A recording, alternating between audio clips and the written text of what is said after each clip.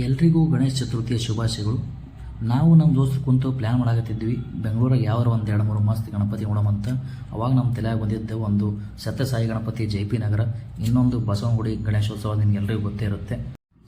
ಸಂಜೆಗೆ ನಾವು 6-6:30 ಸುಮಾರು JP ನಗರ ಕಡೆ ಹೊಂಟಿವಿ. ಅಲ್ಲಿ ಹೋಗಿ ಗಣಪತಿ ಗುಡಿಯಾಗ ನೋಡ್ತೀವಿ. ಮಸ್ತ್ ಲೈಟಿಂಗು, ಡೆಕೋರೇಷನ್ ಅಂತೂ ನೀವು ನೋಡಿದ್ರೆ ಸಾಕಿ ಆಗ್ಬಿಡ್ತೀರಿ. ಆ ಮಸ್ತ್ ಡೆಕೋರೇಷನ್ ಮಾಡ್ಯಾರ.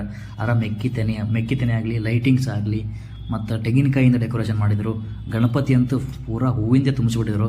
ಅಷ್ಟು ಚಂದ ಗಣಪತಿ ಕಾಣತಿತ್ತು ನಮಗಂತೂ.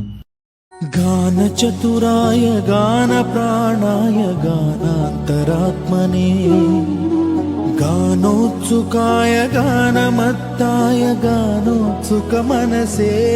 JP ನಗರ ಗಣಪತಿ ಮುಗಿಸ್ಕೊಂಡು ನಾವು ಬಸವನಗುಡಿಗೆ ಹೊಂಟಿವಿ. ಅವಾಗ ನಡಬರ್ಕ ಈ ಹುಡುಗಿ ಸಿಕ್ಕಿಲ್ಲ ನಮಗೆ.